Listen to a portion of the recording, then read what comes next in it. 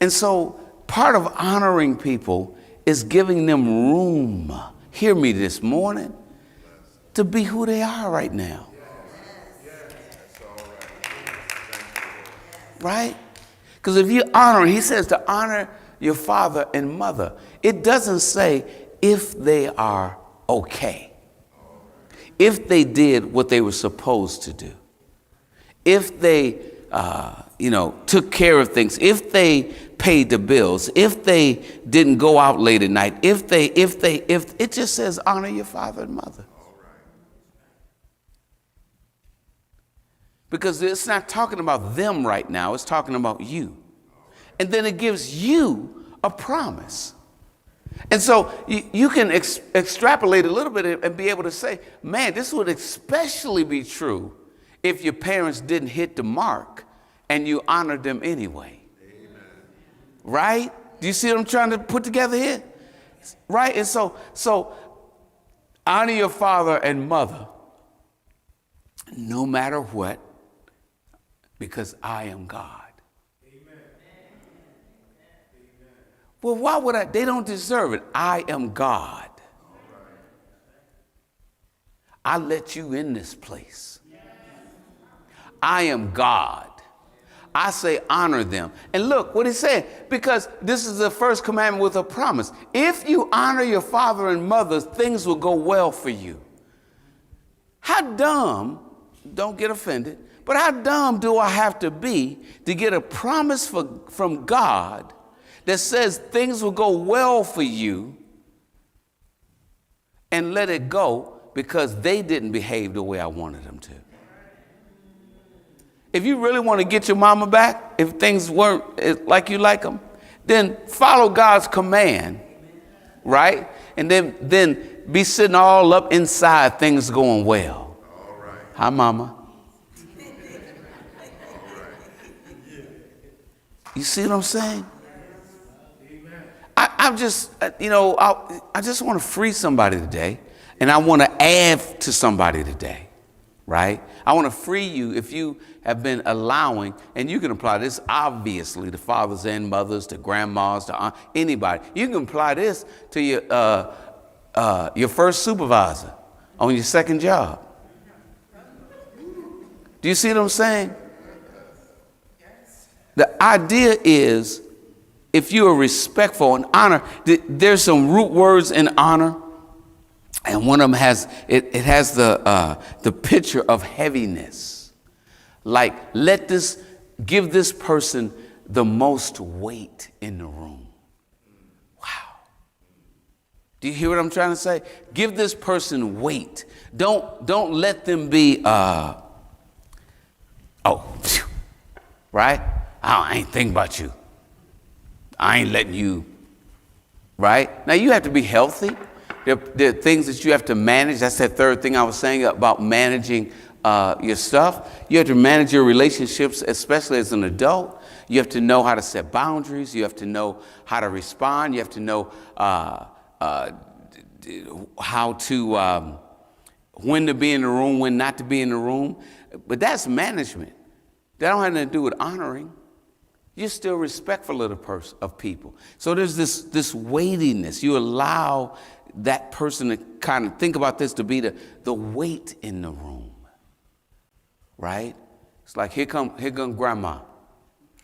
Don't you have this? You in a room, your mom in there, your dad in there, then here come grandma. So the weight shifts, don't it?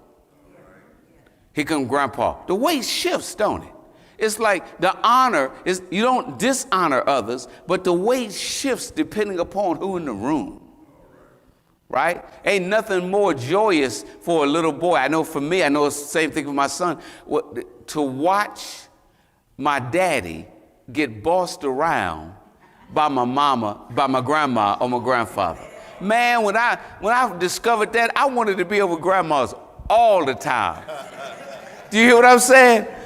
My son was like that when he was a little boy. When he discovered, we were here and then we were in, anyway, wherever we weren't in Michigan, which is where my parents were living. When he discovered that he could ask my daddy to boss me around about something, He was just, the first time he discovered it was like a brand new game. He just kept wanting to play it. I'm upstairs, they downstairs. He asked Dad something about, and so Dad called me down there. Mike, come here. I go downstairs. It's so-and-so. It was legitimate the first time. It's so-and-so. Yeah, blah, blah, blah, blah, blah. I think my son saw how I just, bam, went down there so quick because Daddy called me. 3 minutes later, Mike, come here. Ain't put a little edge on it like that. Come here. Like I was 14 or something. I'm like, okay, what you want? They start laughing. They couldn't, he was trying to have something to ask me, but they just started laughing. And so I'm like, okay, y'all got jokes. They did it about 3 more times. My son couldn't get through with the idea that Mr.,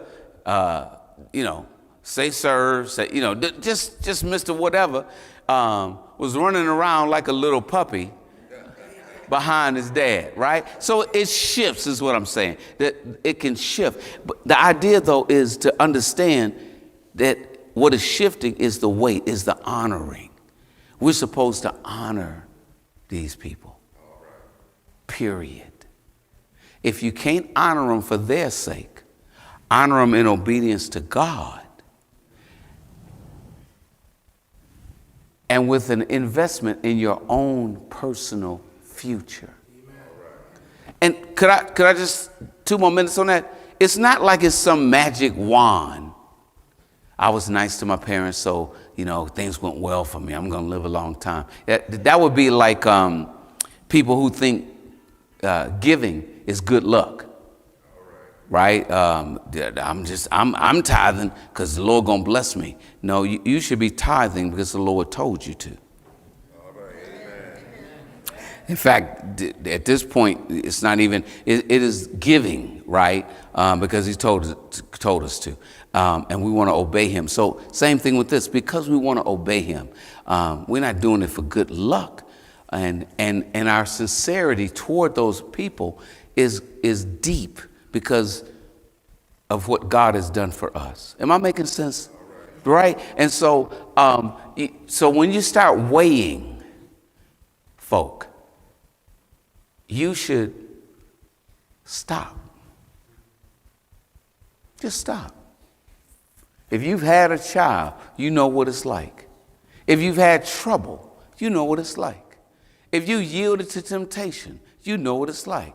Anybody that got any sense been anywhere other than the one stoplight in a little town knows what it's like.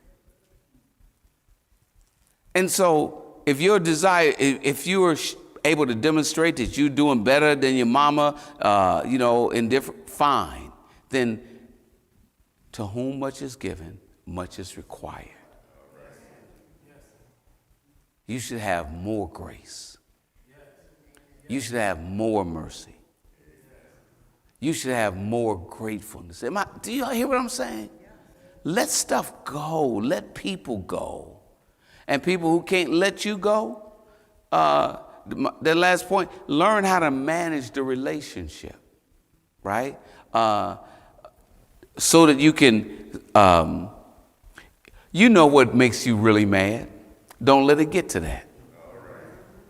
You know how many minutes you can go. Am I telling the truth? If it's an hour and a half and you notice I'm always getting out of work, then don't stay an hour and a half. Well, she want me to, you grown. If you know you're going to be sinning against your mama in 90 minutes, then you don't stay there but 60 minutes. Am I telling the truth? Now, you can be all realistic, unrealistic, and try to, I should be able to, yeah, you should be, but you can't. Let me just read a few of these to you all. I hope, and we'll come to an end of this. Honor your father and mother in Exodus, right? Quoted in Ephesians. And your mother, that your days may be long in the land the Lord your God is giving you. He was telling them in advance. In Deuteronomy, Honor your father and your mother as the Lord your God commanded you, that your days may be long and that it may go well with you in the land that the Lord is giving you. Basically the same. I'm reading some of these because I want you to understand how important that honor is in your life to the Lord. Right? You can't go around, I'm smarter than everybody and I know more and all this stuff. Listen to this.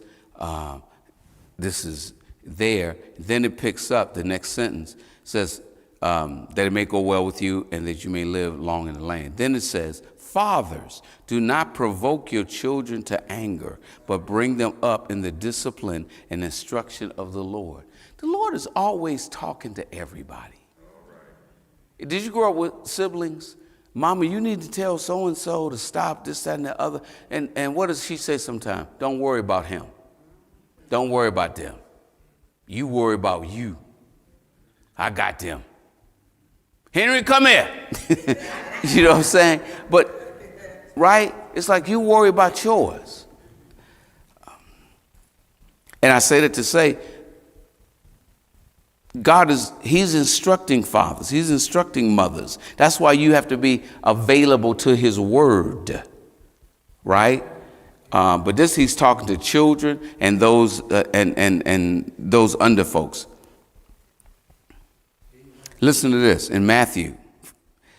For God commanded, honor your father and your mother, and whoever reviles a father or mother must surely die.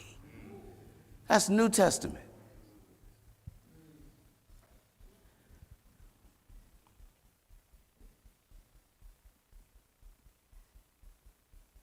Listen to how this gets grouped. I want you to see the seriousness. In Luke, you know the commandments. Do not commit adultery. Do not murder. Do not steal. Do not bear false witness. Honor your father and mother. That's quite a group, isn't it? Don't be running around on your mate. Don't steal. Don't lie on folk. What else? Don't murder. And don't disrespect your parents. Wow. That's quite a group that it's grouped with. Listen to what he says in Proverbs. The eye that mocks a father and scorns to obey a mother will be picked out by the ravens of the valley and eaten by the vultures. Yuck. What is he saying? He's saying the opposite of this, right? He's saying your life will not. Now, I think there's some literalism to this, but also he's saying that your life will be a mess if you are scornful and disrespectful. And I don't just mean, listen now, and he doesn't just mean saying yes, ma'am, and yes, sir, and all. He's saying if you, remember he said revile, if you are disrespectful in your heart and your mind, you can say stuff out loud. If you look down instead of honoring those that God has brought you into life through, you're messing up your own system. Amen. Do you hear what he's saying? You're going to mess up your system. You will be off balance. And so your decision making bad, your attitude bad, your return on your investments bad. You want to do what God says in this area. You want to be careful. Anybody, don't raise your hand, they may see you. Anybody get exasperated with your mama sometime? Yeah, don't raise your hand. Especially if she here. If she here, I'm going to ask it again and you say no. Right? Yeah. Anybody ever get exasperated with your mama? Somebody say no. Yeah.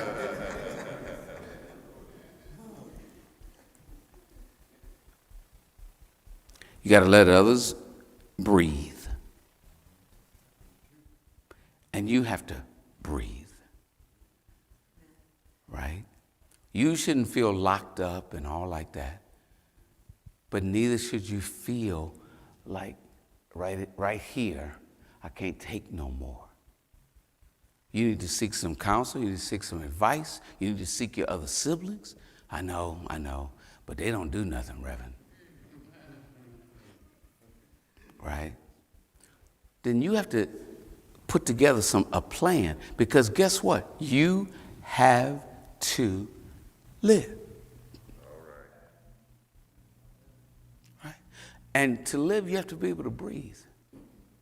And to breathe, you have to be able to have joy and all of that in your life. You have to be able to work things out. And sometimes you need counseling, you need advice, you need a committee to help you think through what is the best way to move forward, instead of just working until you get mad. And then you say and do and feel. And only some of us say anything. The rest of us have this thing of just suffering. And how many people are suffering in silence because other people have an unhealthy attitude about children even, right? You have to be in the race with all of this. Listen to this one. If one curses his father or his mother, his lamp will be put out in utter darkness. Dang. Matthew says, honor your father and mother, and you shall love your neighbor as yourself. In Timothy, it says, 1 Timothy, if a widow has children or grandchildren, let them first learn to show godliness to their own household and to make some return to their parents, for this is pleasing in the sight of the Lord. You know what that's saying, right? You get that one? That's like, I know you own the choir. I know you got a key to the church, but you got a mama that need help at home. Before you run up in here and do everything you can do at church, make one of your ministries your own mother. Y'all get that? Make that your ministry.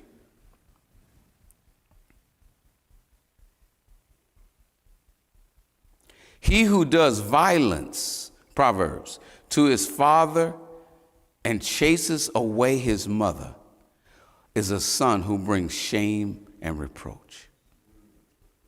Whoever curses father or his mother shall be put to death. Staying in Proverbs, a foolish son is a grief to his father and bitterness to her who bore him.